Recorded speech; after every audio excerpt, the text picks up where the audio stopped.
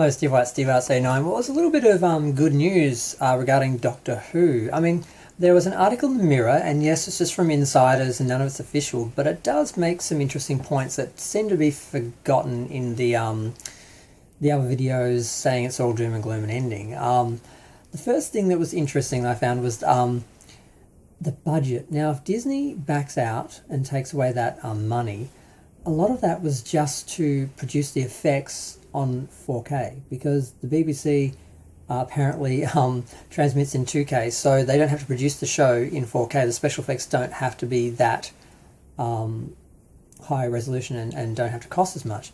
So a lot of the extra expense of each episode was actually just upgrading the show's special effects to 4K. And once they go back to BBC, if they do, they won't need to do that. So it won't be as much of a jarring experience going from the Disney budget to the BBC budget, because a lot of that wasn't really appearing on screen. That's what I thought. I thought it didn't really look that different. I'm like, where is the money being spent? Well, part of it was just on production elements like that you really don't see on screen unless you're watching it in 4K and can tell the difference between 2K and 4K. You can't. It's a scam. But unless you've got your own cinema at home, then it might show, but no one does. So maybe for a couple of billionaires out there, you might be able to tell the difference. But yeah, no, that's a whole other video. I'm not going on that rant. But so that's interesting. And the other thing is just pointing out the fact that the sets that were reportedly torn down are all still standing. They recently showed photographs of people being taken through on tours, so it's all still standing there waiting to go. The TARDIS is still there. And also just the fact that it's still one of the highest rated shows on the BBC. It's one of their biggest shows, even if it doesn't actually get a big number for the TV ratings. Once you add in the 28, and I don't really believe you count the 28 days, but they do, and they're saying around 4 million episodes, so that's enough. I'm like, I really think if it's a weekly show, you really only get that week to say that's what it rated, and anything after that, because you can't just keep saying, well, the 28-day reviews, the 6-month views, the 12-month views, the 4-year, there's the point where you just say this is how many people watched it, and the rest is just, extra. But apparently it's still doing well, and it's making the BBC $100 million a year or something, so they're not going to cancel it.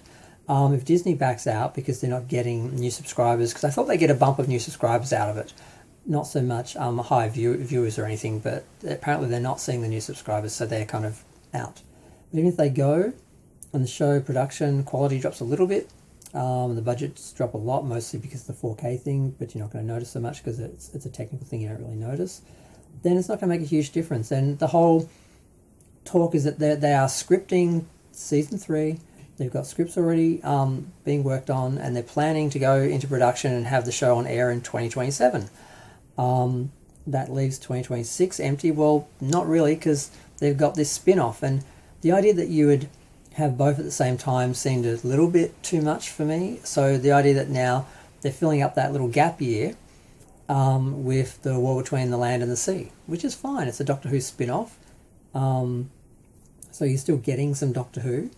Not really, but you are. So, it sort of makes sense. And then the next year will be season 3 of Doctor Who. Now, what they need to do is make sure they produce one Christmas special or something just to keep Doctor Who relevant, in that year. If there's no series, it at least needs to be a special or something. But even if they don't do that, just, having another series, a spin-off series, fill the gap year is fine. So there's a bunch of things that are happening. Like I said, the show makes BBC money. The downgrade from Disney budget's not going to be a huge difference because most of it was spent on technical stuff that didn't really show in the episode. They're basically having people work on the scripts because you have to pay someone to write a script. It's not like when something's in development and people are just sort of looking at ideas and stuff. That people are actually doing work and being paid for it, allegedly. So it does look like season 3 is going to happen. It's not cancelled. It is going to take a break as they go back to coming from BBC. The ratings, they're not great, but TV ratings in general are down. No one ever talks about how all these other big shows are getting less views as well. It's big competition. Britain's Got Talent or whatever, that used to get 20 million views or something. Now it's getting 5. People are all, oh, Doctor Who used to get 5 or 6 million, now it's getting like 2 or 3, and I'm like, well, all the other shows have dropped more than half, so I don't think it means what they're making it mean. Overall, it's not good for the industry, but yeah. So some not news because it's not official, but some information. It does sound like they are progressing with season 3.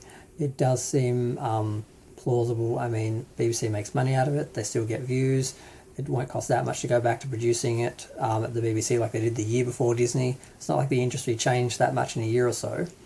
So the idea of going back is not as much of an issue. The popularity of the show, the success of the show is not that much of an issue. They'd like it to be doing better, but and not be getting as much resistance as it is from the haters.